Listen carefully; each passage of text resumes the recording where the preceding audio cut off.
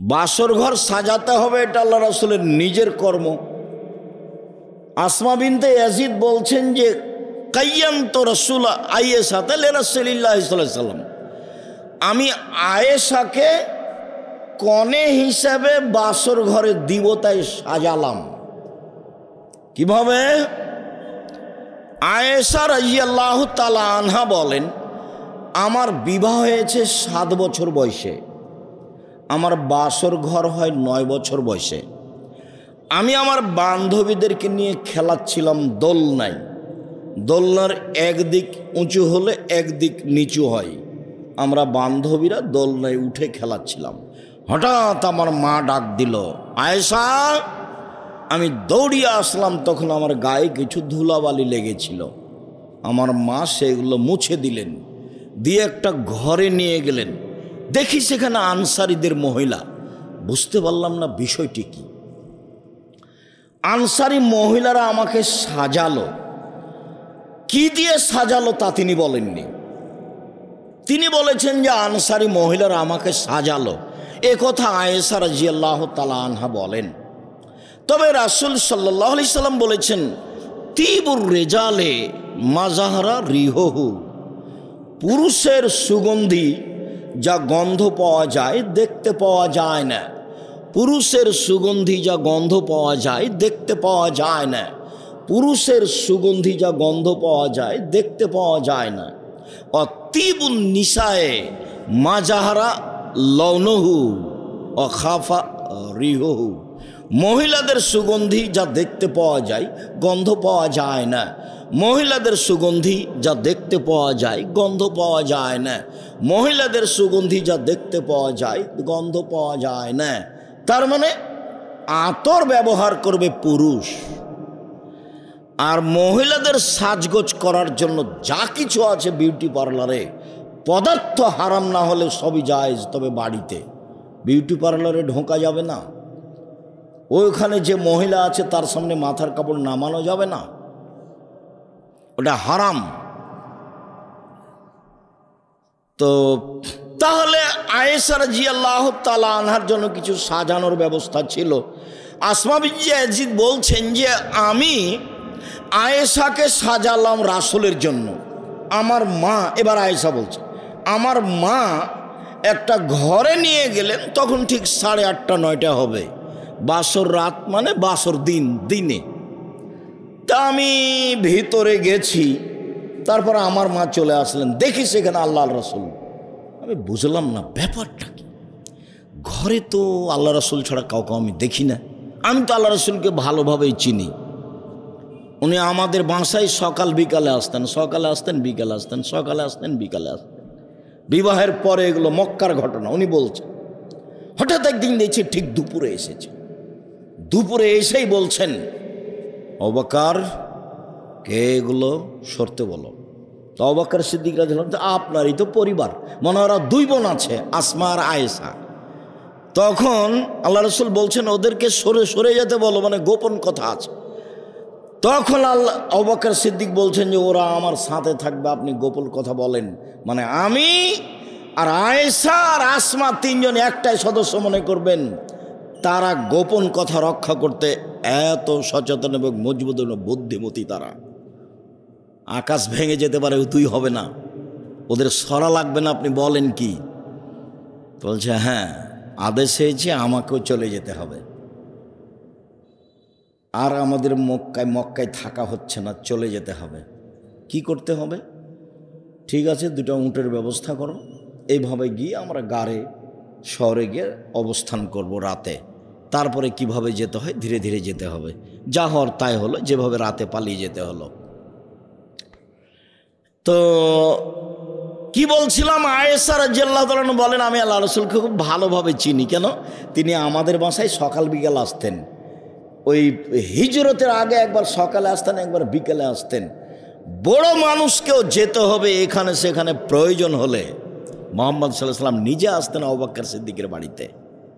প্রয়োজন আল্লাহ রাসূলের কি হচ্ছে, কি পরিবেশ পরিস্থিতি, কি দাওয়াতি কাজ কি হতে পারে, এটা জিম্মেদারি আল্লাহ রাসূলের।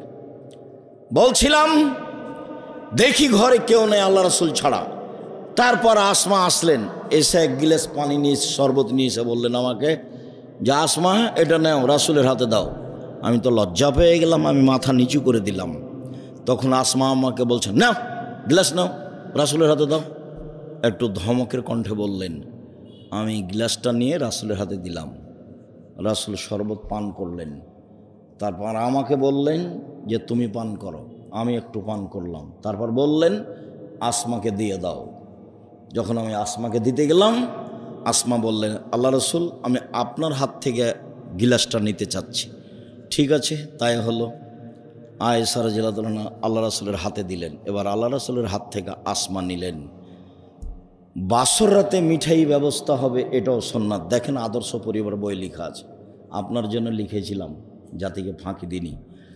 অত্র আয়াতে আল্লাহ তাআলা অভিভাবককে বলে বিবাহ করতে বলেছেন এবং মোহর দিয়ে দেওয়ার জন্য আদেশ করেছেন। মোহর বাকি দেওয়া জায়েজ হলেও দিতেই হবে যে কোনো মূল্যে। পিতা যদি দিতে না পারে তাহলে তার ছেলেরা পরবর্তীতে বাপের ঋণ হিসাবে মোহর পরিশোধ করতে হবে, এটা আল্লাহর আদেশ। কেন এত শক্ত বিধান যদিও নারীদের জানা নেই, কেননা নারীদের জীবিকা নির্বাহ লালন পালন মানুষের মতো নয়, পশু প্রাণীর মতো। পিতামাতাও বুঝতে পারেনি যে ছেলে মেয়ে লালন পালন কিভাবে করতে হবে, জাতি সমাজও বুঝতে পারেনি যে কিভাবে ছেলে মেয়ে লালন পালন করতে হবে। এক সময় মক্তব চালু ছিল সমাজে, আলিফ বেতে সে জিম হে খে বলে পড়ত। তারপরে ধীরে ধীরে বাপ মায়ের চিন্তা ভাবনা যে আমার ছেলেকে বড় ডাক্তার করতে হবে, বড় ইঞ্জিনিয়ার করতে হবে, বিদেশে পাঠাতে হবে, পয়সা ইনকাম করতে হবে, এই সুবাদে মক্তবগুলি বিলুপ্ত হতে চলেছে। আর ছেলে মেয়ে কীভাবে লালন পালন করতে হবে তা মানুষ ভুলে গেছে। যেভাবেও লালন পালন করা প্রয়োজন মনে করেছে, তাতে ফলাফলে আছে পশু প্রাণী, গরু ছাগল, প্রতারক, ধোঁকাবাজ। আমি সূচনাতেই কথাটা বলে রাখি, তাহলে পরবর্তীতে বললে আরও ভালো হবে। সেটা হলো এই যে আপনি আপনার ছেলেটার মেধা ভালো মনে করছেন, মর্মে আপনি মনোযোগ সহকারে ছেলেকে পড়াচ্ছেন। ছেলে যেদিন মেট্রিক পরীক্ষা দেয় সেদিন 3 জন প্রাইভেট মাস্টার দিয়েছিলেন, রেজাল্ট ভালো হতে হবে। তো ভালো হলো, রেজাল্ট গোল্ডেন পেল, আপনিও খুশি, আপনার স্ত্রীও খুশি, বেশ 2 জন খুশি। এবার ছেলে ইন্টার পাস করার পরে যখন বিশ্ববিদ্যালয়ে ভর্তি হওয়ার চেষ্টা করলো, তখন সাবজেক্ট প্রতি একজন শিক্ষক রাখলেন। ফলাফলে ভালো হলো, ঢাকা বিশ্ববিদ্যালয়ে ভর্তি হলো, ভালো একটা মানগত সাবজেক্টে সুযোগ পেল। এক পর্যায়ে বড় ডাক্তার হলো। ডাক্তার এমনকি বিদেশ, লন্ডন, আমেরিকা গেল, দেশে ফিরে আসলো। দেশে ফিরে এসে ধরেন পিজি হাসপাতালের একটা বড় ডাক্তার হলো, 3 থেকে 5 লক্ষ টাকা বেতন হলো। তারপরেও কি আপনি জানেন ও ওই কোম্পানির ওষুধ লিখে যে কোম্পানি তাকে টাকা দিয়েছে? এবার আপনি বলেন আপনি আর আপনার ছেলের অবস্থা কি? তাতে আমি বলেছি পশু প্রাণী নিম্ন শ্রেণীর মানুষ, আর আল্লাহ বলেছেন এরা কুকুর শ্রেণীর চেয়ে খারাপ। তাহলে আপনার ছেলে প্রতারক, ধোঁকাবাজ। এ তো বিদ্যা সিদ্ধা এগুলো কিছুই না, এগুলো এমনি প্রতারণা। জাতিকে ধোঁকা দিয়েছে, নিজেকে ধোঁকা দিয়েছে, বাপ মাকে ধোঁকা দিয়েছে। তার মানে আপনি ছেলে মানুষ করতেন জাতির জন্য, তা আপনি করতে পারেননি। আর যদি ভালো ইঞ্জিনিয়ার হয়, বড় ইঞ্জিনিয়ার, তাহলে চোর, রাস্তাঘাটে টাকা মারে খাই, বিল্ডিং তৈরি, রাস্তাঘাট তৈরি করতে ব্যতিক্রম 2-1টা, সেটা ভিন্ন কথা। তো তাহলে আপনি আপনার ছেলে মেয়ে লালন পালনের লক্ষ্য উদ্দেশ্যে পৌঁছিতে পারেননি। ভুল হিসাব। আর দু একটা ছেলে যদি আপনার বিদেশে থেকে যায়, তো আবদুল্লাহর বক্তব্য শুনে দেখেন, আমরা হচ্ছি ওদের গোলাম, দাস। তো দাসকে কোনোদিন মানুষ বড় চাকরি দেবে না। তাতে উদাহরণে বলেছে যে যারা পদ্মা সেতু করেছে, আমাদের যারা ইঞ্জিনিয়ার, দেশের যারা উচ্চশিক্ষিত, তারা হলো নিম্ন লেভেলের মানুষ, ওরা লেবার মিস্ত্রিকে চড়ায়। আমাদের যারা দেশের মেধাবী ছেলে, ভালো ইঞ্জিনিয়ার, ওরা হলো লেবারদের দায়িত্বশীল। আর যারা পদ্মা সেতু পরিকল্পনা করে তারা হলো ইহুদি খ্রিস্টান। আর আমাদের বাকি ছেলেরা লেবার। তাহলে ওরা তো আমাদেরকে দাস মনে করে, বড় কাজ আমাদের দেবে না। তো আপনার ছেলেটা এখন লন্ডনে থাকে, সুইপারদের দায়িত্ব পালন করে, বেতন 5 লক্ষ টাকা। তো এখন ভাবলো যে আমি লন্ডনে আছি, বেতন 5 লক্ষ পাই, যদি আমি ঢাকা পিজি হাসপাতালের ডাক্তারও হই তো বেতন 3 লক্ষ টাকা হবে। তো খামাখা দেশে কেন যাব, 5 লক্ষ টাকা বেতন পাই, ভালোই আছি। আবার কয়দিন পরে বাপ মাকে বলছে, আব্বা আমি লন্ডনের নাগরিক। তখন বাপ মা আরও খুশি, লন্ডনের নাগরিক ছেলে, বউ তাই। তো ও যে সুইপারের দায়িত্বশীল, যারা ম্যাথর টয়লেট পরিষ্কার করে, তাহলে এইটাই কি আপনার লক্ষ্য উদ্দেশ্য ছেলে মানুষ করার? কি আপনি বুঝাতে চাইলেন জাতিকে, আর আপনি নিজে কি বুঝলেন? এটা তো আমার কাছে কোনোদিন ধরা পড়ল না। আমি 90 সাল থেকে মাঠে আছি, তবে আপনার লক্ষ্য উদ্দেশ্য আমি ধরতে পারিনি কোনোদিন, স্বার্থ ছাড়া। এবং আপনার বাস্তবতায় আপনার ছেলেকে আমি দেখিয়েছি বহুদিন যে আপনার বাড়ি হলো নওগাঁ জেলা, রাজশাহী অন্তর্গত নওগাঁ জেলা, সুতিরহাট বাড়ি। ছেলেটা ভালো বড় ডাক্তার, ঢাকা পিজি হাসপাতালের ডাক্তার, গ্রামের মহিলা পুরুষ তাকে ভালোবাসে। একদিন আমাদের বাড়িতে আসলো, গাড়ি থেকে নামলো, দেখলাম যে গলায় টাই আছে, প্যান্টটা টাকানোর নিচে আছে, হাতে সিগারেট আছে, দাড়ি চাঁচা আছে। এ অবস্থায় ছেলে আমার নামলো, বড় ডাক্তার। একটু পরে দেখলাম বৌমা গাড়ি থেকে নামলো, গায়ে হালকা হালকা কাপড় আছে। একটু পরে দেখলাম নাতনি গাড়ি থেকে নামলো, গায়ে তেমন কোনো কাপড় নেই। দেখি গাড়ির পিছন দিকে কুকুর আছে। তা আপনি বলেন আপনার লক্ষ্য উদ্দেশ্যটা কি? কি করলেন জীবনে? জাতিরই কি করলেন, নিজেরই কি করলেন? আমার কাছে আপনার লক্ষ্য উদ্দেশ্য কোনোদিন ধরা পড়েনি। তখন আমি নিরুপায় হয়েই বলেছি যে আপনার স্বামী স্ত্রী আর ছেলে মেয়ের অবস্থা হলো চাঁপাইনবাবগঞ্জের ভাষাতে আমও গেল, ছালাও গেল, কাঁদতে কাঁদতে 2 চোখও গেল। আর কবির ভাষায় বলেছি যে বাবু মাঝিকে বলল, মাঝি চাঁদ কেন বাড়ে কমে রে? তো মাঝি বলল, এসব কি আর আমি জানি, দেখি তোর জীবন চারা নাই মিছে। একটু পরে বাবু বলল, এই কেন বলতে পারিস? এসব কি আর আমি জানি, দেখি তোর জীবন আটা নাই মিছে। একটু পরে বাবু বলল, মাঝি বলতে পারিস এই কেন হয়? এসব কি আর আমি জানি, দেখি তোর জীবন 12 আনাই মিছে। ইতিমধ্যে বাতাস উঠেছে, নৌকা হেলে উঠেছে। তখন মাঝি বলছে, বাবু সাঁতার জানো বাবু? তখন বাবু বলছে, না রে মাঝি, না আমি তো সাঁতার জানি না। তখন মাঝি বলছে, এখন দেখি বাবু তোর জীবন 16 আনাই মিছে। আপনার ছেলে মেয়েকে আমি কুকুর শ্রীগালের মতো মনে করি, পশু প্রাণীর মতো মনে করি, ইতর শ্রেণীর, নিম্ন শ্রেণীর। কি করতে পারে ও জাতির, কি করবে ও? আল্লাহ তাআলা বলছেন, বুঝে না ওরা, অন্তর আছে বুঝে না, দেখেও দেখে না ওরা, চক্ষু আছে দেখে না, শোনেও শোনে না ওরা, কান আছে শোনে না। উলাইকা কালানাম, তারা পশু প্রাণীর মতো, তারা গরু ছাগলের মতো, তারা কুকুর শ্রীগালের মতো, বালহুমাজাল, বরং তার চেয়ে খারাপ। আল্লাহ বলছেন ওরা কুকুর শ্রীগালের মতো।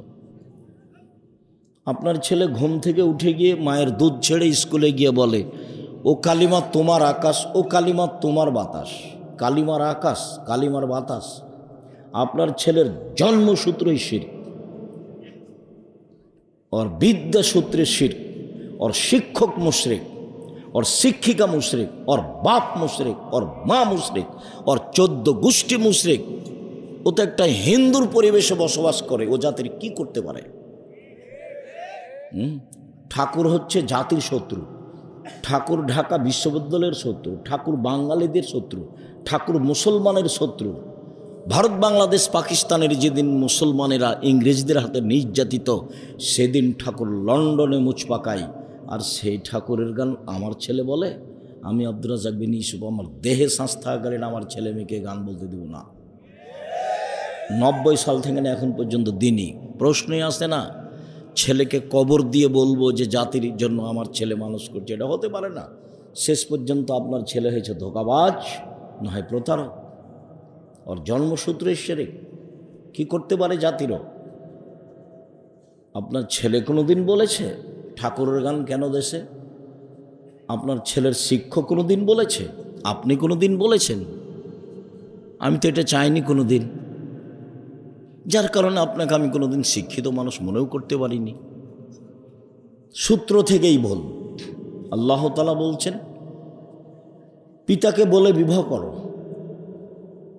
কোর্টের বিবাহ বাতিল, কোর্টের বিবাহ বাতিল, কোর্টের বিবাহ বাতিল, কাজী অফিসের বিবাহ বাতিল। যদি ওর 10টা ছেলে জন্ম নেয় কোর্টের বিবাহে, তো 10টা ছেলে জারদ সন্তান, অবৈধ সন্তান। দেখি কোন মায়ের বেটা কথা গিলাতে পারে? 90 সাল থেকে বলছি, 90 সাল থেকে, 2-1 দিন থেকে বলিনি। আল্লাহ রসুল বলছেন লা নিকাহ ইল্লা বিওয়ালিন, বাপ ছাড়া বিবাহ হবে না। তো ওখানে বাপ নেই, মেয়ের বিবাহ হলো কি করে? কে বিবাহ দিল? ওর খালা বলেছে যে তোর বাপ তো বিবাহ দিবে না, ছেলে খুব ভালো, চলে আমি বিবাহ দিয়ে দিচ্ছি। তো ওর খালা বিবাহ দিয়ে দিয়েছে। আল্লাহর নবী বলছেন যে আইয়ুমা ইমরাতিন নাকাহাত বেগের ইজনে ওয়ালিহা ফানিকাহ বাতিল, ফানিকাহ বাতিল, ফানিকাহ মে। যে কোনো মহিলা নিজে নিজে বিবাহ বসলো, তার বিবাহ বাতিল, তার বিবাহ বাতিল, তার বিবাহ বাতিল। রাসূল সাল্লাল্লাহু আলাইহি সাল্লাম বললেন লা তুজাব্বিজুল মারাতাল নাফসাহা, কোনো মহিলা কোনো মহিলার বিবাহ দিতে পারে না, কোনো মহিলার নিজে নিজে বিবাহ বসতেও পারে না, কোনো মহিলা কারো বিবাহ দিতেও পারে না, কোনো মহিলা নিজে নিজে বিবাহ বসতেও পারে না। তা আল্লাহ রাসূল না করে দিয়েছেন। তো খালা কখন কখন পুরুষ মানুষ হয়ে গেল যে খালা বোনের ছেলে মেয়েকে ডাকছে দে বিবাহ দিয়ে দিল, ভালো কথা। তো ফুফু কখন কখন পুরুষ মানুষ হয়ে গেছে যে ভাতিজির বিবাহ দিয়ে দিল বাপ ছাড়াই, অবাক কথা। বাপ বেঁচে থাকলে দাদা বিবাহ দিতে পারে না, জ্যাঠো বিবাহ দিতে পারে না, খালা কিভাবে ঢুকলো, ফুফু কিভাবে ঢুকলো? বললেই হবে। ধর্ম একজনের কথা দিয়ে চলে, যার নাম মুহাম্মদ সাল্লাল্লাহু আলাইহি সাল্লাম। পৃথিবীর কোনো মানুষ দিয়ে কথা চলে না, ধর্ম চলে না। পৃথিবীর কোনো মানুষ দিয়ে ধর্ম চলে না। উমর রাদিয়াল্লাহু তাআলা আনহু দিয়ে ধর্ম চলে না। পৃথিবীর ব্যতিক্রম মানুষ উমর, যিনি রাস্তায় হাঁটলে শয়তান রাস্তাতে থাকতো না। রাসূল সাল্লাল্লাহু আলাইহি সাল্লাম বলছেন উমর ওই যে দেখো শয়তান পালাচ্ছে, তোমাকে দেখে পালাচ্ছে। অথচ শয়তান ভিন্ন পদার্থের, আর উমর রাদিয়াল্লাহু তাআলা আনহু ভিন্ন পদার্থের। উমরের এমন কোনো ক্ষমতা নেই যে শয়তানের গায়ে একটা থাপ্পড় মারতে পারে। উমরের ইমানের এত দাপট, উমরের ইমানের এত দাপট, উমর রাদিয়াল্লাহু তাআলা আনহুর ইমানের এত দাপট যে ভিন্ন পদার্থের বস্তু শয়তান রাস্তা ছেড়ে দেয়। আল্লাহ নবী বলছেন আমার পরে কেউ নবী হলে উমর হতো, এরপরে উমরের কোনো কথা শরীয়তে চলবে না। পীর তো বহু দূরের কথা, বুজুর্গানে দিন তো বহু দূরের কথা। কোর্টের বিবাহ বাতিল, কোর্টের বিবাহ বাতিল, কোর্টের বিবাহ বাতিল। রাসূল সাল্লাল্লাহু আলাইহি সাল্লাম বলছেন যে তুমি তোমার অভিভাবক পিতাকে বলে বিবাহ করো এবং মোহর দিয়ে দাও। রাসূল সাল্লাল্লাহু আলাইহি সাল্লাম বিদায় হজের ঐতিহাসিক ভাষণে বললেন, পৃথিবীর মানুষ, তোমরা তোমাদের স্ত্রীদেরকে আল্লাহর নিরাপত্তায় নিয়ে এসেছ,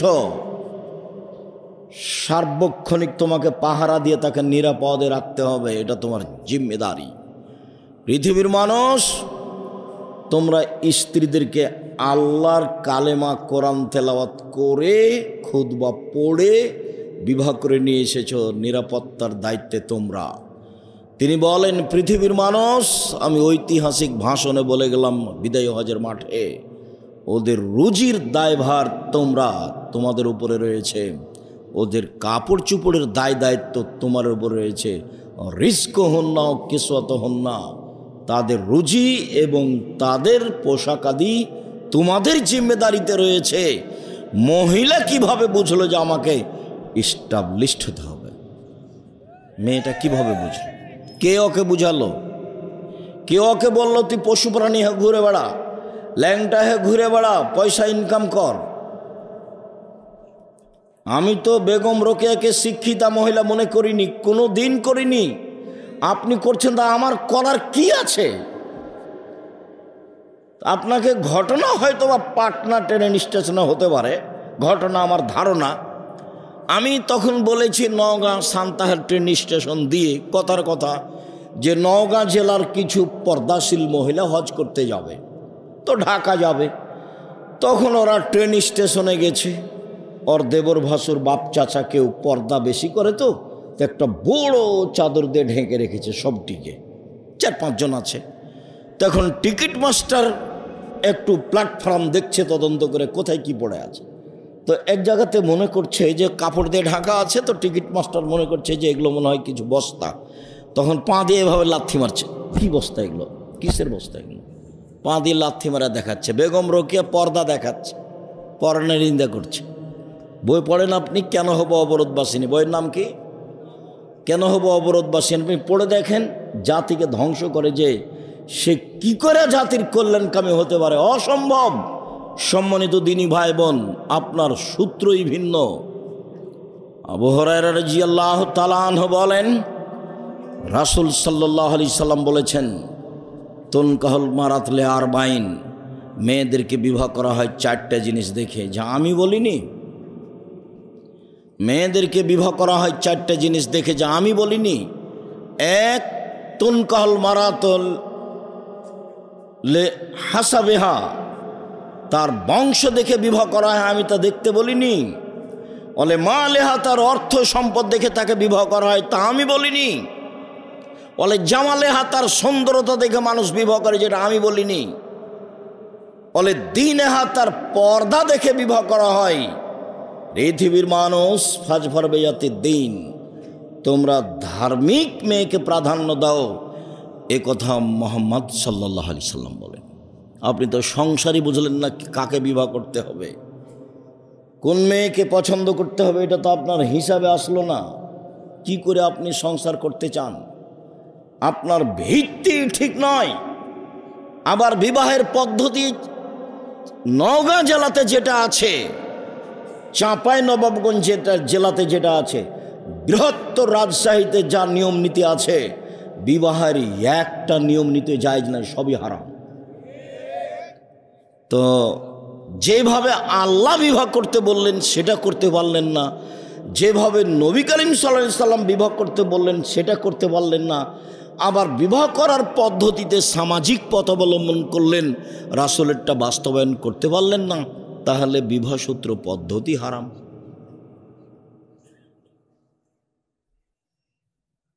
বিবাহের শুরু থেকে শেষ পর্যন্ত নওগাঁ জেলাতে যা আছে, একটা কাজও জায়েজ নয়, সব হারাম। তারপরে বউ নিয়ে আসলেন, কিভাবে বাড়ি সাজালেন। বর বাসর ঘর তো সাজাতে হবে, এটা আল্লাহ রাসূলের আদেশ। বাসর ঘর সাজাতে হবে, এটা আল্লাহ রাসূলের নিজের কর্ম। আসমা বিনতে ইয়াজিদ বলছেন যে কাইয়ামতু রাসূল আয়েশাতে লিরাসূলিল্লাহি সাল্লাল্লাহু আলাইহি ওয়াসাল্লাম, আমি আয়েশাকে কনে হিসাবে বাসর ঘরে দিবতায় সাজালাম। কিভাবে? আয়েশা রাদিয়াল্লাহু তাআলা আনহা বলেন, আমার বিবাহ হয়েছে 7 বছর বয়সে, আমার বাসর ঘর হয় 9 বছর বয়সে। আমি আমার বান্ধবীদেরকে নিয়ে খেলাচ্ছিলাম দোলনায়। দোলনার একদিক উঁচু হলে একদিক নিচু হয়, আমরা বান্ধবীরা দোলনায় উঠে খেলাচ্ছিলাম। হঠাৎ আমার মা ডাক দিল, আয়েশা। আমি দৌড়িয়ে আসলাম, তখন আমার গায়ে কিছু ধুলাবালি লেগেছিল। আমার মা সেগুলো মুছে দিলেন, দিয়ে একটা ঘরে নিয়ে গেলেন। দেখি সেখানে আনসারীদের মহিলা। বুঝতে পারলাম না বিষয়টি কি। আনসারি মহিলারা আমাকে সাজালো। কি দিয়ে সাজালো তা তিনি বলেননি। তিনি বলেছেন যে আনসারি মহিলারা আমাকে সাজালো, এ কথা আয়েশা রাদিয়াল্লাহু তাআলা আনহা বলেন। তবে রাসূল সাল্লাল্লাহু আলাইহি সাল্লাম বলেছেন, তিবুর রেজালে মাজাহরা রিহহু, পুরুষের সুগন্ধি যা গন্ধ পাওয়া যায় দেখতে পাওয়া যায় না। পুরুষের সুগন্ধি যা গন্ধ পাওয়া যায় দেখতে পাওয়া যায় না। পুরুষের সুগন্ধি যা গন্ধ পাওয়া যায় দেখতে পাওয়া যায় না। অতিবুন নিসায়ে মাজাহরা লৌনহু অখাফা রিহহু, মহিলাদের সুগন্ধি যা দেখতে পাওয়া যায় গন্ধ পাওয়া যায় না। মহিলাদের সুগন্ধি যা দেখতে পাওয়া যায় গন্ধ পাওয়া যায় না। মহিলাদের সুগন্ধি যা দেখতে পাওয়া যায় গন্ধ পাওয়া যায় না। তার মানে আতর ব্যবহার করবে পুরুষ, আর মহিলাদের সাজগোজ করার জন্য যা কিছু আছে বিউটি পার্লারে, পদার্থ হারাম না হলে সবই জায়েজ। তবে বাড়িতে বিউটি পার্লারে ঢোকা যাবে না। ওইখানে যে মহিলা আছে তার সামনে মাথার কাপড় নামানো যাবে না, ওটা হারাম। তো তাহলে আয়েশা রাদিয়াল্লাহু তাআলা আনহার জন্য কিছু সাজানোর ব্যবস্থা ছিল। আসমা বিনতে ইয়াজিদ বলছেন যে আমি আয়েশাকে সাজালাম রাসূলের জন্য। আমার মা, এবার আয়েশা বলছে, আমার মা একটা ঘরে নিয়ে গেলেন, তখন ঠিক 8:30 9টা হবে। বাসর রাত মানে বাসর দিনে। তা আমি ভিতরে গেছি, তারপর আমার মা চলে আসলেন। দেখি সেখানে আল্লাহ রাসূল। আমি বুঝলাম না ব্যাপারটা কি। ঘরে তো আল্লাহ রাসূল ছাড়া কাউকে আমি দেখি না।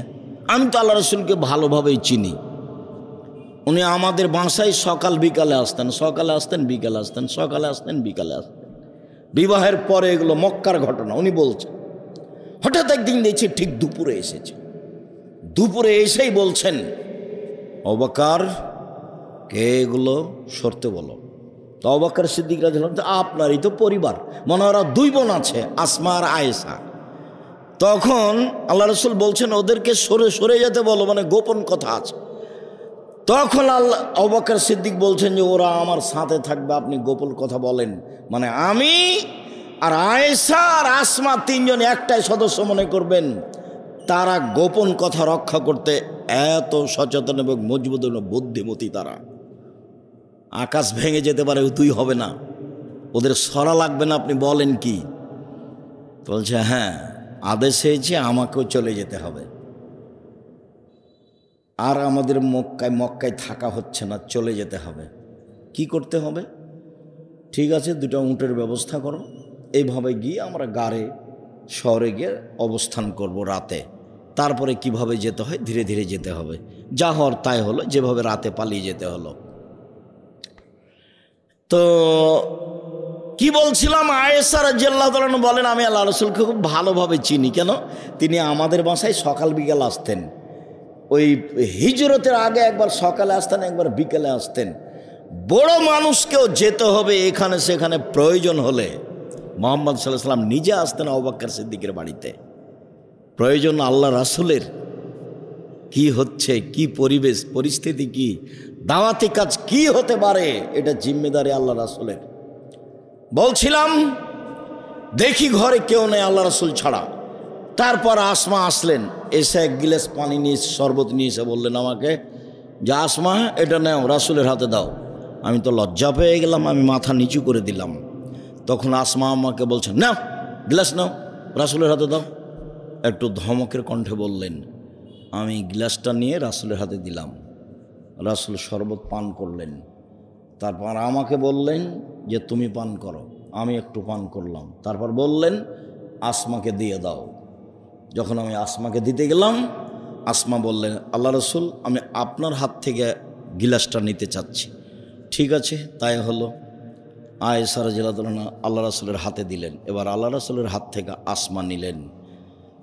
বাসর রাতে মিঠাই ব্যবস্থা হবে, এটাও সুন্নাত। দেখেন আদর্শ পরিবার বই লেখা আছে, আপনার জন্য লিখেছিলাম, জাতিকে ফাঁকি দিনি। জাতির যদি রাস্তাঘাট করে দিতে না পারি, জাতির যদি স্কুল কলেজ করে দিতে না পারি, জাতিকে চূড়ান্ত সঠিক ধর্ম দিতে পারবো ইনশাল্লাহ। ধর্মের ব্যাপারে ফাঁকি দিয়ে আমি পরকাল হারাতে রাজি নই। মুখে আছি, কলমে আছি, মিডিয়ায় আছি এবং শক্তভাবে আছি। দীর্ঘ 90 সাল থেকে না আজ পর্যন্ত পরিস্থিতি আমাকে কোনোদিন বাঁকা করতে পারেনি। পরিস্থিতির আমি 5 পয়সার দাম দিইনি কোনোদিন, সবসময় আছি, থাকবো ইনশাআল্লাহ। বিমানে মেয়েটা বলছে যে মাস্ক পরেন, আমি বলছি যে ধৈর্য ধারণ করো। মাস্ক পরেন মানে ধৈর্য ধারণ করো, মাস্ক পরেন, ধৈর্য ধারণ করো। 3-4 বার যখন হয়ে গেছে তখন আমি বলছি তোমাকে চাকরি দেওয়াটা ভুল করেছে মালিক, তোমাকে চাকরি দিতে হতো না। আমি যখন বিমানে উঠি তুমি দেখোনি যে আমার মুখে মাস্ক নেই, তুমি উঠতে দিলে কেন? তোমার চাকরি করা ঠিক নয় এখানে, মালিকের এটা উচিত তোমাকে ছেড়ে দেওয়া। মাস্ক দিয়ে আমি আব্দুর রাজ্জাক বিন ইউসুফ ভাগ্য বাড়াই নেয়, তাতে আমি রাজি নই। মাস্ক ব্যবহার করে ভাগ্য আমি বাড়াবো না। ঢাকায় অসুস্থ লোককে দেখতে গেছি করোনায়, তোরা 2 ভাই বোন আছে, লোকের একটা ছেলের একটা মেয়ে, ও বড়। তো আমাকে বলছে হুজুর ভিতরে যায়েন না, হুজুর ভিতরে যান না, এভাবে হাত জোড় করে আছে, ভিতরে যায়েন না। আমি বলছি তোমার আব্বার গায়ে হাত রেখে আমি দোয়া করে যাব, এতে যদি আমি মারা যাই, করোনা হয় আমার, আমি বলবো না তোমার বাপের কারণে হয়েছে, আমি বলবো পৃথিবী সৃষ্টির 50,000 বছর পূর্বে যখন 4টে জিনিস লেখা হয়, 1 হায়াতাহা তার জীবন, 2 মওতাহা তার মরণ, 3 রিজকাহা তার রুজি, 4 মাসায়েবা তার রোগ ব্যাধি। করোনা সেই দিন যদি আমার নামে করোনা লেখা হয়ে থাকে, আজকে যদি আমি পাথরের মধ্যে ঢুকে যাই তবু করোনা থেকে আমি রেহাই পাবো না। আর যদি সেদিন করোনা না লেখা হয়ে থাকে, যার করোনা হয়েছে তার গায়ের সাথে যদি গাও লাগে, আমি বাকি জীবন থাকি, আমাকে করোনা ধরবে না। আমি এইভাবে ভাগ্যকে বিশ্বাস করি। অতএব তোমার বাপের করোনা হয়েছে সেই ভয়ে আমি ভিতরে যাব না, গায়ে হাত লাগাবো না, এরকম অপছন্দ না যায় হারাম কথা আমি আব্দুর রাজ্জাক বিন ইউসুফ বলি না।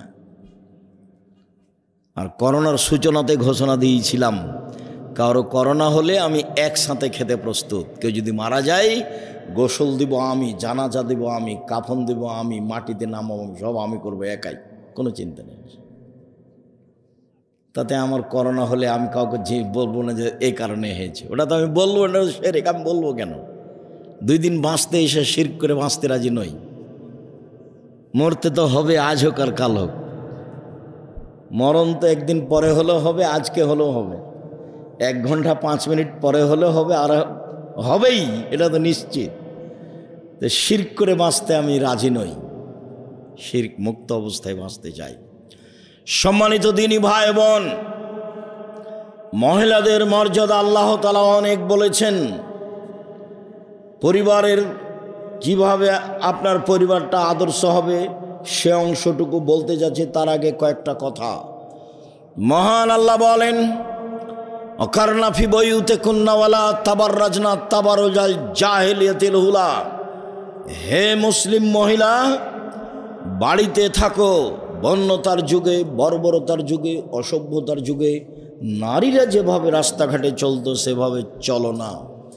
এখন যেভাবে চলতে দেখছেন এটাই হলো বন্যতা, এটাই হলো বর্বরতা, এটা হলো অসভ্যতা, এটা হলো কুশিক্ষা। শিক্ষিতা নয়। শিক্ষিতাই যদি হয়, ওর কাছে যদি বিদ্যাই থাকে, তাহলে নখটা বড় কেন? নখ তো কেটে ফেলতে হবে, এটা নবীদের আদেশ। নখটাতে নেইল পালিশ কেন? ইহুদি খ্রিস্টানদের পতিতালয়ের মেয়েদের বৈশিষ্ট্য হচ্ছে নখে নেইল পালিশ দেওয়া। ইহুদি খ্রিস্টানদের পতিতালয়ের মেয়েদের বৈশিষ্ট্য হচ্ছে নখে নেইল পালিশ দেওয়া। ওর নখটা বড় কেন? ভরু তুলে চিকন করলো কেন? ও যদি শিক্ষিতাই হয় তাহলে দাঁত ছিলে চিকন করলো কেন? এগুলো তো সব অভিশাপ। রাসূল সাল্লাল্লাহু আলাইহি ওয়াসাল্লাম বলছেন, শুনো, গায়ে উল্কি করে যারা, ট্যাটু চিহ্ন করে যারা, তাদের উপরে অভিশাপ। পরচুলা ব্যবহার করে যারা, তাদের উপরে অভিশাপ। ভুরু তুলে চিকন করে যারা, তাদের উপরে অভিশাপ। দাঁত ছিলে চিকন করে যারা, তাদের উপরে অভিশাপ। পুরুষের পোশাক, জুতা স্যান্ডেল শার্ট প্যান্ট কোট পরে যারা, তাদের উপরে অভিশাপ। পুরুষের পোশাক পরে যারা, তাদের উপরে অভিশাপ, এরা জান্নাতে যাবে না। তে সব কিছুই করলো, তারপরে ও শিক্ষিতা। অবাক কথা, জিম্মেদার তো স্বামী। হ্যাঁ করে গল্প করতে করতে আসলো, আমার রাস্তা বেয়ে চলে গেল। ও কেমনে শিক্ষিতা হলো, কেমনে মা হলো? কে ওকে মা বলছে? আমি তো বলিনি কোনোদিন। আমি আব্দুর রাজ্জাক বিন ইউসুফ, তাকে আমি পশু প্রাণীর মতো মনে করি, গরু ছাগলের মতো মনে করি। আপনার গায়ে কথা লাগলে আমার কিছু আসে যায় না। আপনার এই পরিবার পশু প্রাণীর মতো পরিবার। বুঝে না ওরা, অন্তর আছে বুঝে না, দেখেও দেখে না ওরা, চক্ষু আছে দেখে না, শুনেও শোনে না ওরা, কান আছে শোনে না। উলায়েকা কালানাম, তারা পশু প্রাণীর মতো, তারা গরু ছাগলের মতো, তারা কুকুর শ্রীর মতো, বালু মাজাল বরং তার চেয়ে খারাপ। মহান আল্লাহ বলেন, মহিলারা ওইভাবে চলতে পাবে না। জাহিলিয়াতের যুগে, বন্যতার যুগে, বর্বরতার যুগে, অসভ্যতার যুগে যেভাবে ঢং ঢং করে চলতো, মাথার চুল ছেড়ে আর ফ্যাশন বোরকা পরে, ভ্যানিটি ব্যাগ হাতে করে। চাঁপায় নওগাঁ জেলার পল্লীর এলাকায় বাড়ি, আবার ভ্যানিটি ব্যাগ নিয়ে সে চলে যায় রাজশাহী ঘুরতে। এখনো এখানে এসেছে এমনিতে, ফ্যাশন বোরকা পরে আছে, এখনো আছে। তাহলে ও কি? ও তো পশু প্রাণীর মতো। আপনি বলছেন এটা আমার মা, আপনি বলেন কি আব্দুর রাজ্জাক আমার কিছু করার নাই? এটা তোমার মা হবে কেন? এটা তোমার খালা। নতুন বলিনি আমি, ওকে খালা বলে ডাকবো। ও তোমাকে মানুষ করতে পারেনি, তোমার নানি তাকে মানুষ করতে পারেনি, তোমার দাদা তোমার নানা তাকে মানুষ করতে পারেনি, তাকে পশু প্রাণীর মতো করে মানুষ করেছে। সে মাঠে আসে, হ্যাঁ করে হাসে, হ্যাঁ করে চলে যায়। কি করে কেন যাবে? সে তো মহিলা মানুষ। তাকে তো রাসূল সাল্লাল্লাহু আলাইহি ওয়াসাল্লাম কঠোরভাবে বাড়ি থেকে বের হতে নিষেধ করেছেন। তিনি বলেছেন, ইয়া আইয়ুহান নবী কুল্লি আজওয়াজিকা বানাতিকা নিসাইল মুমিনিনা ইউদরিনা আলাইহিন্না মিন জালাবিবিহিন্না। মুহাম্মদ সাল্লাল্লাহু আলাইহি সাল্লাম, আপনি আপনার স্ত্রীদেরকে, মেয়েদেরকে, জাতির মেয়েদেরকে বলে দেন, তারা যখন বাড়ি থেকে বের হবে তখন তারা গায়ে ভালো বড় চাদর দিয়ে শরীর ঢেকে, মুখমণ্ডল ঢেকে চলার মতো গতি রেখে তারা চলবে। এটা আদেশ, যাতে করে রাস্তার মানুষ তাকে উত্ত্যক্ত করতে না পারে। মহান আল্লাহ তাকে আদেশ করেন। আল্লাহ বলেন, অকুল্লিল মুমিনাত আয়াগজুজু আবসারাহিন্না আয়াগজুজনা, মহিলাদের বলে দাও তারা যেন চক্ষু নিচু করে চলে। আল্লাহর আদেশ। মহিলাদের বলে দেন আপনি, তারা যেন লজ্জা স্থানের হেফাজত করে। মহিলাদের আপনি বলে দেন, তারা যখন বাড়ি থেকে বের হবে তখন যেন বুকের উপরে আরো একটা অতিরিক্ত চাদর ব্যবহার করে। আল্লাহর আদেশ। বাড়ি থেকে কিভাবে বের হবে সে আদেশ আল্লাহর আছে। ওয়াইজা সালতুমুহুন্না মাতান ফাসালুহুন্না মিন ওরাই হিজাব। পৃথিবীর মানুষ মহিলাদের কাছে যদি কিছু চাইতে হয়, তাদের সাথে যদি কথা বলতে হয়, তাহলে অন্তরাল থেকে বড় পর্দা থাকতে হবে, অন্তরাল থাকতে হবে। দেবরের সাথে মোটরসাইকেলে এসেছে, সে আবার শিক্ষিতা? ও পশু প্রাণী, ও গরু ছাগল, ও ইতর শ্রেণীর মানুষ, ও নিম্ন শ্রেণীর মানুষ, ও ইতর শ্রেণীর মানুষ, ও শিক্ষিত নয়।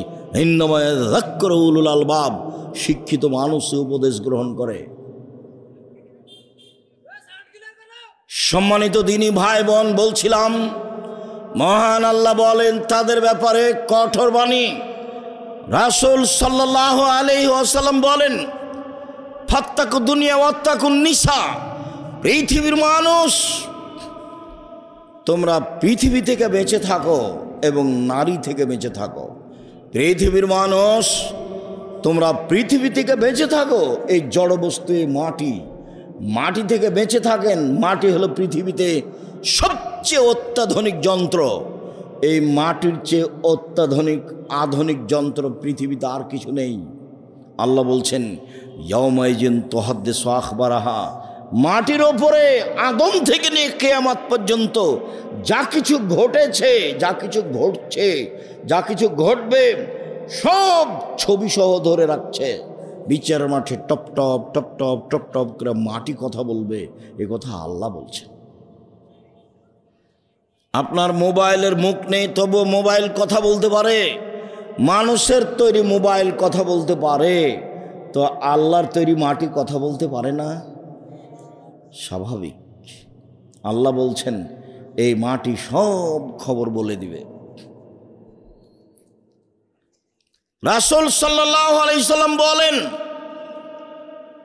বিচারের মাঠে যেদিন মানুষ আল্লাহর মুখামুখি হবে, যখন আল্লাহ তাকে জিজ্ঞাসা করবেন, জিজ্ঞাসার সময় আল্লাহর মাঝে ব্যক্তির মাঝে কোনো অন্তরাল থাকবে না, একবারে মুখামুখি, কোনো এরকম অন্তরাল থাকবে না, মুখামুখি কথা হবে। ওই সময় আল্লাহর সাথে কথা বলার সময় এনজুর আইমানা মিনহু, সে তার ডান দিকে লক্ষ্য করবে ব্যক্তি, আপনি আমি। যখন ডান দিকে লক্ষ্য করবে ফায়ারা মা কাদ্দামা মিন আমালিহি, পুরো জীবনের সব কর্ম দেখতে পাবে। কোথায় ভাবির সাথে মোটরসাইকেলে গেল, কোথায় গায়ে হাত লাগালো, কোথায় কি করলো, সব একবারে ঝকঝক ঝকঝক করে টকটক করে দেখতে পাবে দিনের মতো ডান দিকে। সুম্মাইয়ারা আশআমা মিনহু, তারপর বাম দিকে লক্ষ্য করবে ফায়ারা মা কাদ্দামা মিন আমালিহি, বাম দিকে দেখতে পাবে তার সব কর্ম। যা দেখলো ডানে তা দেখবে বামে, যা দেখলো ডানে তা দেখবে বামে। সুম্মা ইয়ানজুরু তিলকা ওয়াজহিহি, তারপর সামনের দিকে লক্ষ্য করবে, তখন দেখতে পাবে জাহান্নাম। আল্লাহ রাসূল শেষ বাক্যে বললেন পৃথিবীর মানুষ ফাত্তাকুন নারা ওয়ালাউ বিশিক্কি তামারাতিন, খেজুরের বীজের উপরে একটা খুব চিকন পর্দা আছে সাদা, মূল অংশের নিচে বীজের উপরে একটা সাদা পর্দা আছে। এটি কি বুঝাতে পারলাম কথাটা? আল্লাহ রাসূল বলছেন এই পরিমাণ হলেও দান করে তোমরা জাহান্নাম থেকে বাঁচো। আমার আগে যেই ছেলেটা কথা বলছিল, আমি যখন ঢুকি তখন ও বলছিল কম হোক আর বেশি হোক আপনারা দান করে জাহান্নাম থেকে বাঁচেন। রাসূল সাল্লাল্লাহু আলাইহি ওয়াসাল্লাম বললেন এবার তো ডান দিকে আমল দেখতে পেলা, বাম দিকে সব আমল দেখতে পেলে, সামনে দেখছো জাহান্নাম, এখন বাঁচার পথ? সব কর্ম আল্লাহ ধরে রেখেছে, বাস্তব দেখাবেন টিভির পর্দার মতো, এবং মাটি কথা বলবে। আল্লাহ বলছেন আলিয়াউমা নাখতিমু আলা আফওয়াহিহিম ওয়া তুকাল্লিমু আইদিহিম ওয়া ইয়াশহাদু আরজুলুহুম আও তাশহাদু আরজুলুহুম, আমি বিচারের মাঠে মানুষের মুখ সিলাই করে দেব। মুখে কোনো কথা নেই, কথা বলবে হাতে, আর পায়ে সাক্ষী দিয়ে বলবে ঠিক বলেছ হাত, তুমি যা বলেছ। অবাক হয়ে গেল না? শুধু আপনার আত্মা কষ্ট পাবে। এটার বাস্তব কেমন? একটা ঝগড়াতে আপনি ভুল করে দিয়েছেন, যে এখন সেই কথা নিয়ে বিচার হচ্ছে, এবার বিচারে বসে খালি যেই সে বলছে ওর মুখ ভেঙে দে, কথা বলার ঢং পায় না, ওকে মার দুটো, যার যেটা মনে লাগছে সে সেটা বলছে। এখন আপনিও খুব অপমান। বলেন তো আপনার কষ্ট পাচ্ছে কে? আত্মা। আপনি এখন বলছেন যে আসলে কথাটা ভুলই হয়েছে, কি করি যে মুখ ফসকা বের হয়ে গেছে, একটা কিছু আপনি বলছেন, তো আপনিও তো এখন বলছেন, কিন্তু কষ্ট পাচ্ছে কে? আত্মা। মানুষ মরে যাবে, তাকে কবরে উঠিয়ে বসানো হবে, লাশকে উঠিয়ে বসানো হবে না। ও বুঝলো যে আমাকে উঠিয়ে বসালো, তার আত্মা বুঝবে। লাশ তো গেছেই, লাশ তো মরে গলে নষ্ট হয়ে গেছে। কবর বলতে বাড়ির পিছন দিকে যে 3 হাত 2 হাত 2.5 হাত গর্ত করে বাড়ি কবর করা আছে, এর নাম কবর নয়। এইটাই যদি কবর হয় তাহলে যাকে বাঘে খেলো তার কবর কোথায়? কবরস্থানে যে কবর দেওয়া হয়েছে সেটাই মূলত কবর নয়। সেটাই যদি কবর হয় তাহলে আগুনে জ্বলে ছাই হয়ে গেল, যে তার কবর কোথায়? বলা হচ্ছে কবরের শাস্তি, আমরা দিন রাত বলছি কবরের শাস্তি। এটাই যদি কবর হয় তাহলে যে পানিতে ভেসে হারিয়ে গেল তার কবর কোথায়? শুনুন, কবর বলতে মরার পর থেকে নিয়ে বিচারের দিন পর্যন্ত লম্বা সময়ের নাম হলো কবর। আলামে বারজাখ, বিচারের দিন পর্যন্ত তাকে শাস্তি দেওয়া হবে। ও বুঝবে আমাকে শাস্তি দেওয়া হচ্ছে, তার আত্মা বুঝবে। শুনুন এই ছেলেরা, এই দেখো তো, যেখানে মহিলারা আছে এখনো কথা বলছে নাকি, একটু শরম হওয়া দরকার, একটু লজ্জাবোধ। ওই যে এভাবে এসেছে, কঠোরতা তো আপনাকে করতে হবে। ওকে তো সতর্ক বাড়িতে করতে হতো। কি দিয়ে বুঝাই? মহিলা মানুষ, একটু শরমও হয় না, একটু হায়াও হয় না, একটু লজ্জাও হয় না, এখানে এসে গল্প করছে, এখানে এসে হ্যাঁ হ্যাঁ করছে। তো সেই শিক্ষা তো আর এখন পারা যাবে না, আপনাকে বাড়ি থেকে পড়িয়ে নিয়ে আসতে হবে। সেই জিম্মেদারি তো আপনার, আপনি পিতা। যে মহিলা ওখানে গল্প করছে, ও যে বেশরমা মহিলা কথা বলছে, আমি কি করতে পারি? আপনি করেন। ওকে বাড়িতে গিয়ে পিটিয়ে দিয়েন। পিটিয়ে দেওয়ার তো পথ বুখারী মুসলিমের হাদিস, সেদিনও তো বলে গেলাম। একবারে উচিত মতন পিটিয়ে দিবেন। সেদিন তো দেখালাম আপনাকে বুখারী মুসলিমের হাদিস। কেন ভুলে যাচ্ছেন? ওই যে আয়েশা রাদিয়াল্লাহু তাআলা আনহা বলেন, আমরা এক সফর থেকে আসছিলাম, হঠাৎ করে আমার গলার হার, হ্যাঁ ছেলে, ওই ছেলেটা ভিতরে কি নিয়ে ঘুরছে? শরম হয় না? আপনাদের চোখে পড়ে না? আমি তাফসির মাহফিল করতে এসেছি, বাদাম খাবেন আর গল্প করবেন আর জিনিস কিনবে, কোন কথা? এই কয়েক মিনিট বাদাম খেতে হবে? এই নোংরামি হিসাব কেন? এত খারাপ হিসাব কেন? আমি তো আপনার কাছে ভোট চাইতে আসিনি। আমি কোনোদিন নিঃসহ্য লেখার কাহিনীও বলি না, আজও বলতে আসিনি।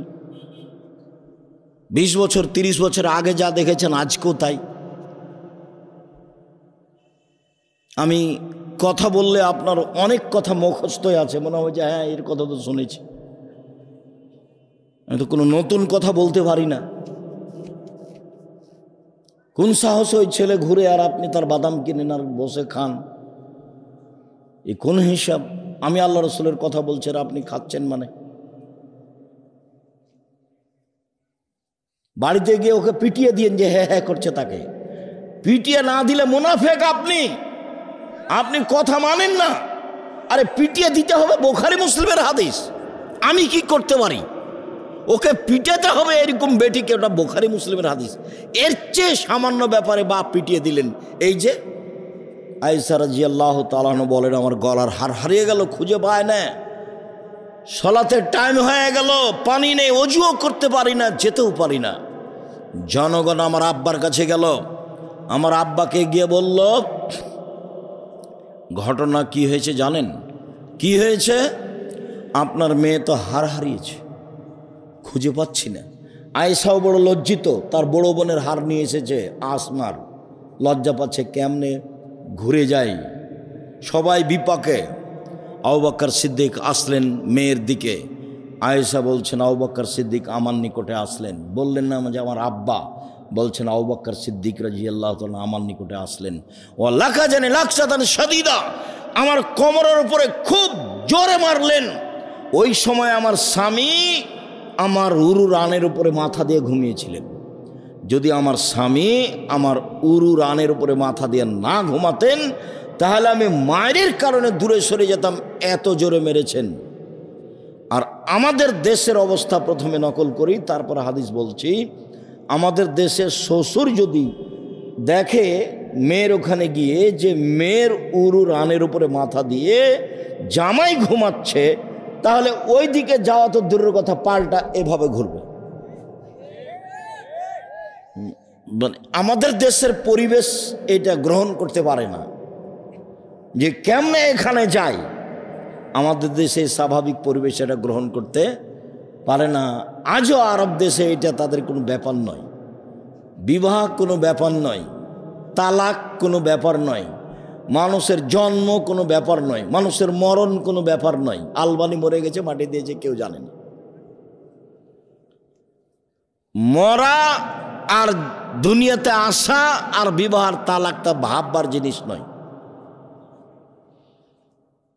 পছন্দ হয়েছে, বিবাহ করেছে, সংসার মিলখানি, তালাক দিয়ে দিয়েছে। তো তাদের এই পরিবেশ। এবার আপনাকে বুঝাই কেন তাকে পিটাতে বললাম। প্রমাণ কি? আমার মেয়ে 4টা ছেলে নিয়ে সাথে এসেছে, চিল্লাচ্ছে, সেজন্য আমাকে পিটাতে আদেশ করছেন। আমি কি করতে পারি? আল্লাহ রাসূল পিটাতে বলছেন, আমি কি করতে পারি? রাসূল সাল্লাল্লাহু আলাইহি সাল্লামের সামনে পৃথিবীর সবচেয়ে বড় মানুষে মারলেন, আবু বকর সিদ্দিক মারলেন। মনে রাখবেন, আদম থেকে নিয়ে কিয়ামত পর্যন্ত যত মানুষ এসেছে, যত মানুষ আছে, যত মানুষ আসবে, নবী রাসূল ব্যতীত সবচেয়ে দামি মানুষ আবু বকর সিদ্দিক রাদিয়াল্লাহু তাআলা আনহু। সবচেয়ে বড় মহিলাকে মারলেন। মা হাওয়া থেকে নিয়ে কিয়ামত পর্যন্ত যত মহিলা এসেছে, যত মহিলা আছে, যত মহিলা আসবে, সবার চেয়ে দামি মহিলা আয়েশা রাদিয়াল্লাহু তাআলা আনহা, তিনি তাকে মেরে দিলেন। পৃথিবীর সবচেয়ে বড় মানুষের সামনে মারলেন। পৃথিবীর ইতিহাসে আদম থেকে নিয়ে কিয়ামত পর্যন্ত নবী রাসূল নির্বিশেষে জনগণ সবার চেয়ে দামি মানুষ হলেন মুহাম্মদ সাল্লাল্লাহু আলাইহি সাল্লাম। সবচেয়ে বড় মানুষে মারলেন মানে আবু বকর সিদ্দিক মারলেন। সবচেয়ে বড় মহিলাকে মারলেন মানে আয়েশাকে মারলেন। সবচেয়ে বড় মানুষের সামনে মারলেন মানে মুহাম্মদ সাল্লাল্লাহু আলাইহি সাল্লামের সামনে মারলেন। হাত দিয়ে মারলেন। পূর্ণ যুবতী মেয়েকে মারলেন। বিবাহদারী মেয়েকে মারলেন। বিবাহদারী কথা বুঝেন কি আপনারা? বিবাহদারী মেয়েকে মারলেন। জামাইয়ের সামনে মারলেন। দিন দুপুরে মারলেন। 1400 মানুষের সামনে মারলেন। খোলা মাঠে মারলেন। পৃথিবীর ইতিহাসে সবচেয়ে বড় মানুষে মারলেন। সবচেয়ে বড় মহিলাকে মারলেন। সবচেয়ে বড় মানুষের সামনে মারলেন। হাত দিয়ে মারলেন। বিবাহদারী মেয়েকে মারলেন। পূর্ণ যুবতী মেয়েকে মারলেন। জামাইয়ের সামনে মারলেন। খোলা মাঠে মারলেন। প্রায় 1400 মানুষের সামনে মারলেন। এত বড় বাপে এত বড় বেটিকে এত বড় মানুষের সামনে মেরে দিলেন হাত দিয়ে। ভুল কোথায়, গলার হারটা হারিয়ে গেছে সেই জন্য। আর আপনার মেয়ে হ্যাঁ করছে আর বসে আছে, আবার যাচ্ছে, আপনি তাকে ধমকও দিতে পারবেন না। আপনি কি বাপ? আপনার মতো পশু প্রাণী বাপ বেঁচে থেকে কি হবে? মরে গেলে জামিয়া সালাফিয়া দায়িত্ব পালন করবে, চিন্তা করবেন না। 500-র অধিক এতিম অসহায় ছেলে মেয়ে আছে। যদি কালকে আবার 500 যায়, কোনো সমস্যা নেই ইনশাআল্লাহ। পৃথিবীর দেশে বাংলাদেশের সবচেয়ে বড় প্রতিষ্ঠান জামিয়া সালাফিয়া আপনার বাড়ির পাশে আছে। যান কিনা আমি তা বলতে পারবো। যদি না যান, আপনার সংকীর্ণতা আমার কি করার আছে? 50 বিঘা জমির উপরে দেখে আসেন তো, দূরে নেই। আমচত্বরের এখানেই আছে, পাশেই 1-1.5 কিলোমিটার পূর্ব দিকে। দেশের শিক্ষক, বিদেশের শিক্ষক, ইন্ডিয়ার শিক্ষক, রূপগঞ্জ আর এটা মিলে প্রায় 300 জন শিক্ষক আছেন। 40 লক্ষ টাকা মাসে বেতন লাগে। 40 লক্ষ। 500-র অধিক এতিম অসহায় রয়েছে। 5000-এর বেশি ছেলে মেয়ে পড়াশোনা করে। দেশের সবচেয়ে বড় প্রতিষ্ঠান। শিক্ষা মানে, শিক্ষক মানে, ছাত্র সংখ্যায়, শিক্ষক সংখ্যায় দেশের শিরক মুক্ত প্রতিষ্ঠান জামিয়া সালাফিয়া, দেশের বিদাত মুক্ত প্রতিষ্ঠান জামিয়া সালাফিয়া, দেশের দল মুক্ত প্রতিষ্ঠান জামিয়া সালাফিয়া, দেশের সংগঠন মুক্ত প্রতিষ্ঠান জামিয়া সালাফিয়া, দেশের হিংসা মুক্ত প্রতিষ্ঠান জামিয়া সালাফিয়া।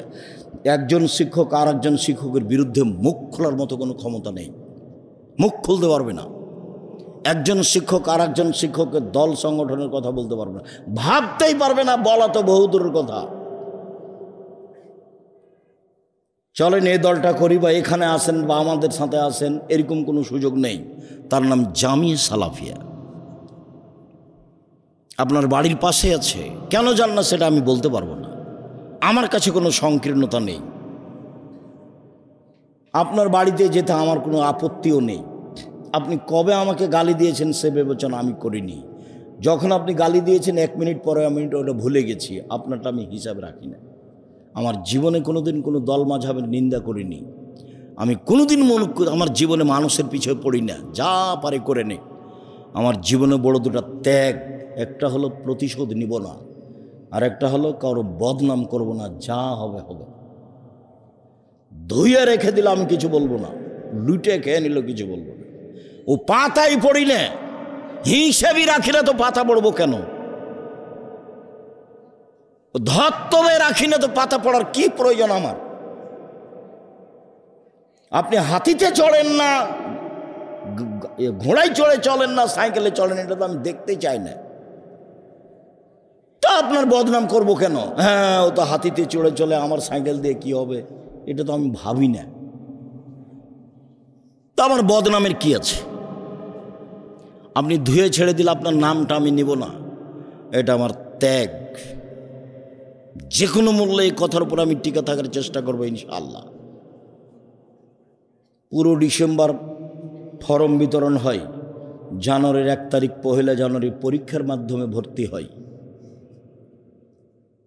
কাজেই কোথা থেকে কথা আসলো? যদি মারা যান, আমি আপনাকে এইটা বদ্ধ করে নিয়ে মরে যান, পরিস্থিতিতে আপনাকে বলছি, এটা আমি চাইনি যে আমি বলছি যে আপনি বাপ কি করছেন থেকে। এই যে দেখেন, মেয়েকে মেরে দিল।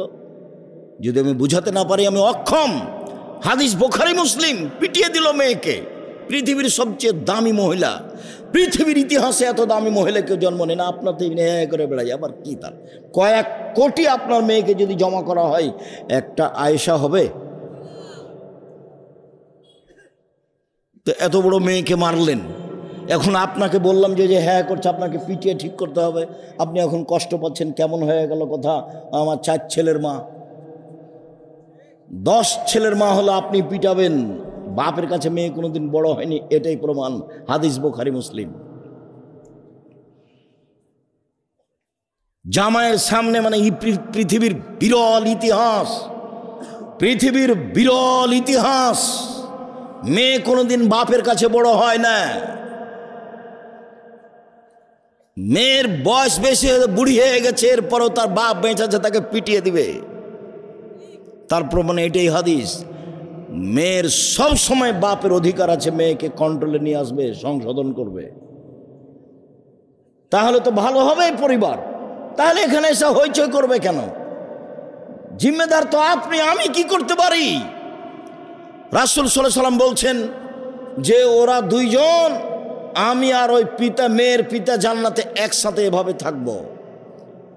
তখন তিনি বললেন, 1 বিদ্যা শিখিয়ে দিল, 2 শিষ্টাচার শিখিয়ে দিল, 3 ভালো আচরণ করলো, 4 বিবাহ শাদী দিয়ে দিল। আমি আর সেই বাপ একসাথে জান্নাতে থাকব। আমি কি করতে পারি? শিষ্টাচার শিখাতে হবে। ওই মুহাম্মদ সাল্লাল্লাহু আলাইহি ওয়াসাল্লাম বলছে, দরজা লাঠিটা ঝুলিয়ে রাখো, ছেলে মেয়ের জন্য লাঠি ঝুলিয়ে রাখো। মেয়ে যদি একবার হ্যাঁ হ্যাঁ করে, তাহলে বুঝবে যে পিটন হবে। লাঠিটা ঝুলিয়ে রাখতে বলছেন মুহাম্মদ সাল্লাল্লাহু আলাইহি সাল্লাম। আবার বলছেন, লা তারফু আসাকা আদাবান মিন আহলিক, তোমার পরিবারের উপরে শিষ্টাচারের লাঠি উঠিয়ে নিও না, পরিবারের উপরে শিষ্টাচারের লাঠি রাখো। ওকে শিষ্টাচার শিখাতে হবে, নিয়ম কানুন তাকে শিখাতে হবে, নখ তাকে কাটতে হবে, টিপ কপালে দেওয়া যাবে না, পরচুলা দিয়ে খোপা বড় করা যাবে না, দাঁত ছিলে চিকন করা যাবে না, ভুরু তুলে চিকন করা যাবে না, ল্যাংটাকে পোশাক পরে স্কুল কলেজে যাওয়া হবে না। আর এইভাবে বড় মোবাইল দেখে, ল্যাংটা মেয়ে দেখে সব কিছু হারানো যাবে না। ভূমিকম্প তো হবেই, স্বাভাবিক। 3টা পাপের কারণে ভূমিকম্প হয়, 3টা পাপের কারণে ভূমিকম্প হয়। 1, এই যা সারেবুল খমরা, মানুষ যখন নেশাদার দ্রব্য পান করবে, বিড়ি তামাক জর্দা সিগারেট গুল নেশাদার দ্রব্য খাবে, পান করবে, তখন ভূমিকম্প হবে। 2, জাহরাতুল কায়নাত, মেয়েরা যখন নাচবে, তো সব মোবাইলে মেয়ে নাচে, সব দোকানেই মেয়ে নাচে, সব বাড়িতে মেয়ে নাচে, তখন ভূমিকম্প তো হবেই। মেয়েরা যখন নাচবে। 3, জারাবুবিল মাজেব, যখন বাদ্যযন্ত্র প্রকাশ পাবে, বাদ্যযন্ত্র প্রকাশ পেলে তো ভূমিকম্প হবে। আর একটা বলেছেন, সন্ধ্যায় থাকবে মানুষ, সকালে হবে বানর, সোর, একবারে হুবাহু সোর হয়ে যাবে, বানর হয়ে যাবে। সন্ধ্যায় থাকবে মানুষ, সকালে সোর বানর হয়ে যাবে। আপনি দেখতে পাচ্ছেন যাদেরকে, যখন এগুলো বেশি হয়ে যাবে, এগুলো তো বেশি হচ্ছেই। রাসূল সাল্লাল্লাহু আলাইহি সাল্লাম বলেন, ফাত্তাকুদ দুনিয়া ওয়াত্তাকুন নিসা, পৃথিবীর মানুষ তোমরা দুনিয়া থেকে বেঁচে থাকো, দুনিয়া জড় বস্তু, এ হলো অত্যাধুনিক যন্ত্র, তোমার ছবি ধরে আছে কর্মসহ, সব বিচারের মাঠে দেখিয়ে দিবে এবং বলে দিবে, টপ টপ টপ করে কথা বলবে। আল্লাহ বলছেন পৃথিবীর মানুষ সত্তাকুন নিশা, মহিলা থেকে বেঁচে থাকো, সাবধান, মহিলা তোমার জীবন ধ্বংস করে দিবে, তোমার পড়াশোনা নষ্ট করে দিবে। একবার তোমার সাথে যদি গল্প করে, হি করে একটু হেসে উঠে, তুমি তার নাম্বারটা ধরে রাখবা, মানে তুমি জাহান্নামে চলে গেছো, তোমার পড়াশোনা ধ্বংস হয়ে গেছে। এর নাম নারী। রাসূল সাল্লাল্লাহু আলাইহি সাল্লাম বলছেন পৃথিবীর মানুষ তোমরা নারী থেকে বেঁচে থাকো।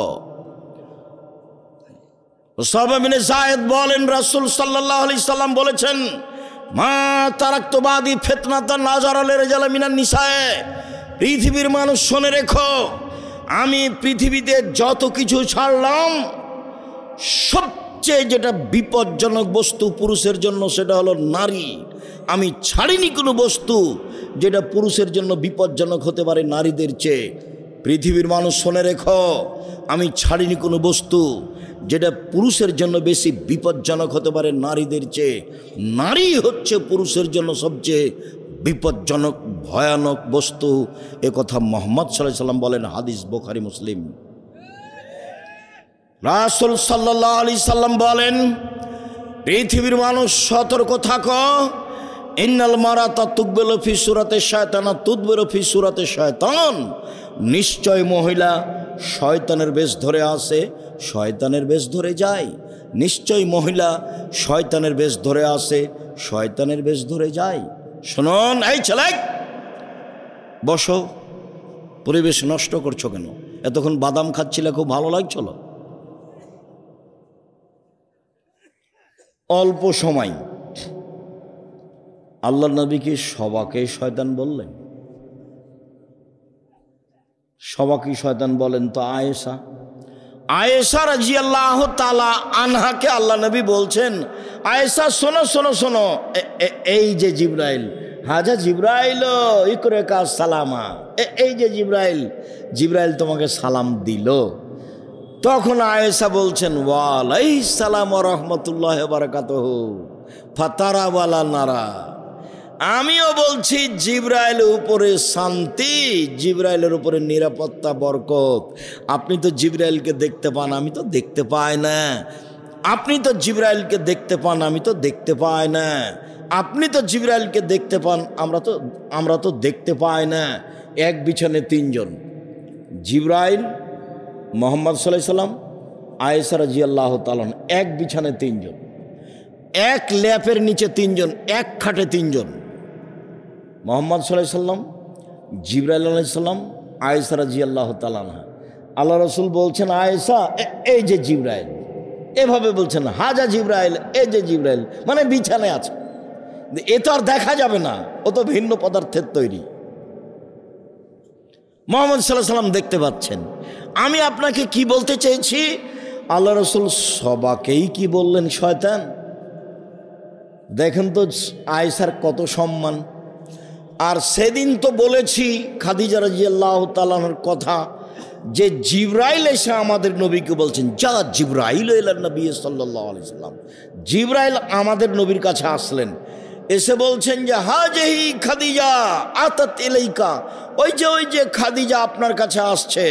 আল্লাহ রাসূল শুনেন, জিবরাইল বলছেন, ওই যে খাদিজা আপনার কাছে আসছে, তার হাতে একটা বাটি রয়েছে, তাতে আছে খাদ্য, তাতে আছে তরকারি, তাতে আছে খাদ্য, তাতে আছে তরকারি।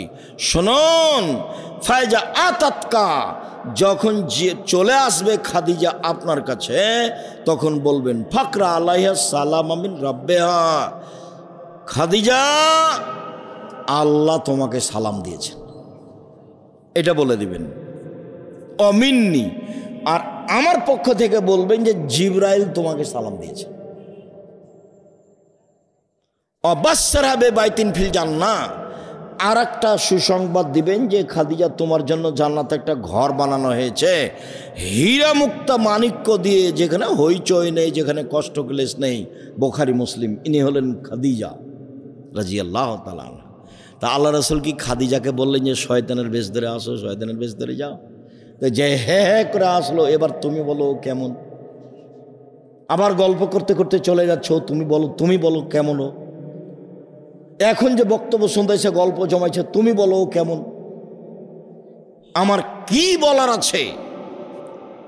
আমি আপনাকে দেখতে বলছি যে বুখারী মুসলিমের সাথে হাদিসের সাথে আপনার স্ত্রীর মিল খাই কিনা, আপনার মেয়ের মিল খাই কিনা।